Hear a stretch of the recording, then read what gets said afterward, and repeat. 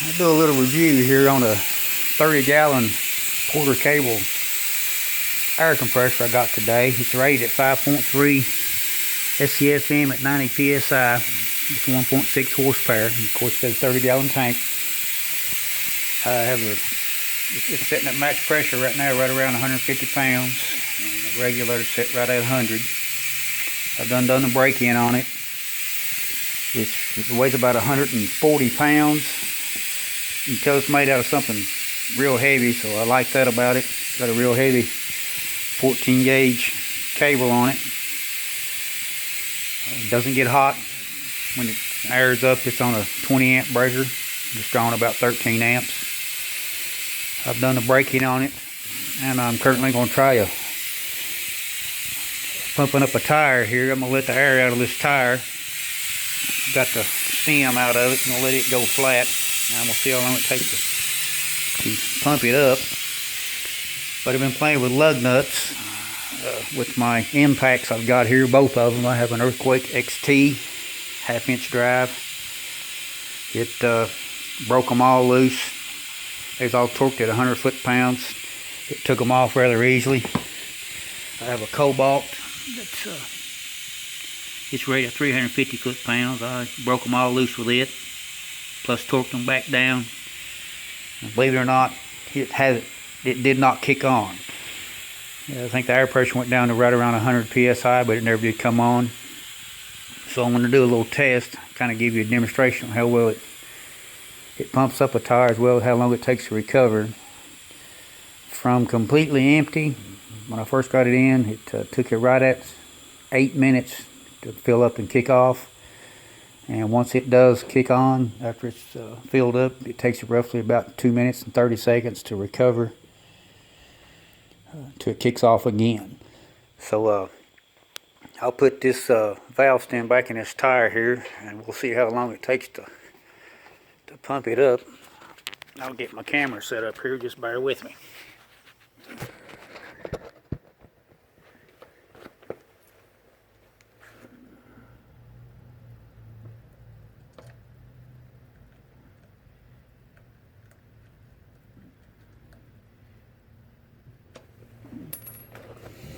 Well, there goes nothing.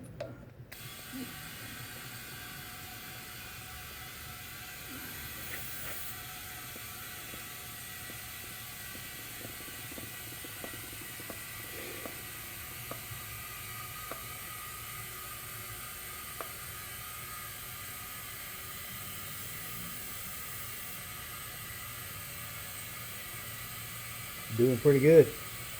Air compressor's not come on yet. See how well it does.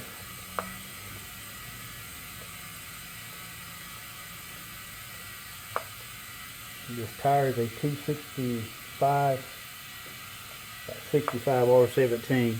It's a Michelin. Usually my other air compressor, it took 15 minutes to pump it up, sometimes 20. But as you can see here, this one's not taking near as long.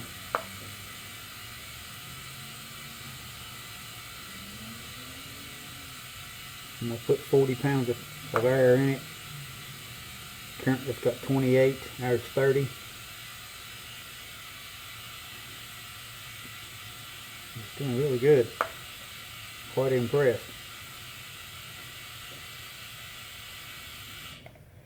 There's 33 pounds.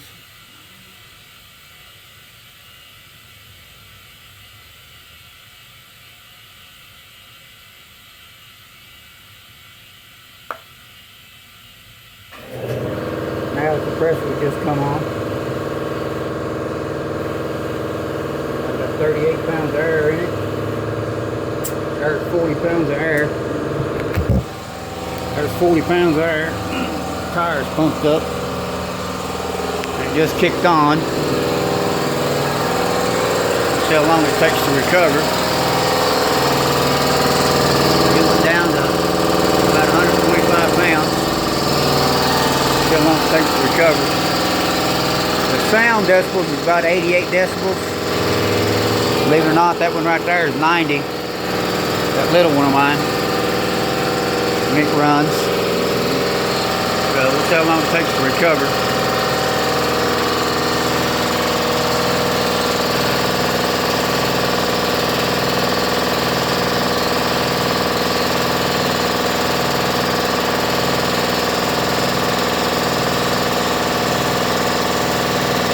Not a lot of vibration. It doesn't vibrate a whole lot.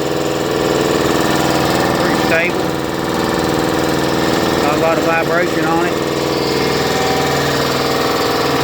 About ready to kick off.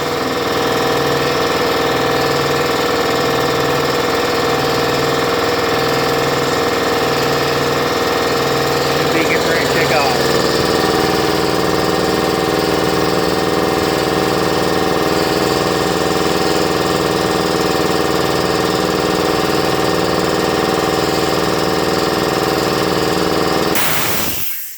There you go. She recovered.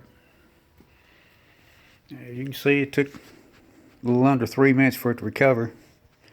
Like I said, it pumped that tire up from completely flat. And once it got about 38 pounds, it kicked on once.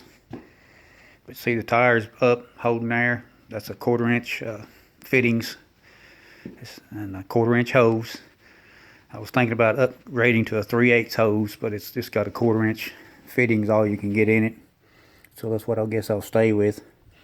I'm gonna put my air hose reel on it. But as you can see, it holds air really well. It's not hot.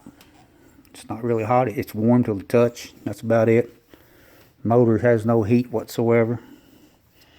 It's just warm to the touch. Crankcase is cold. But there's a pretty good indication how well it does. I'll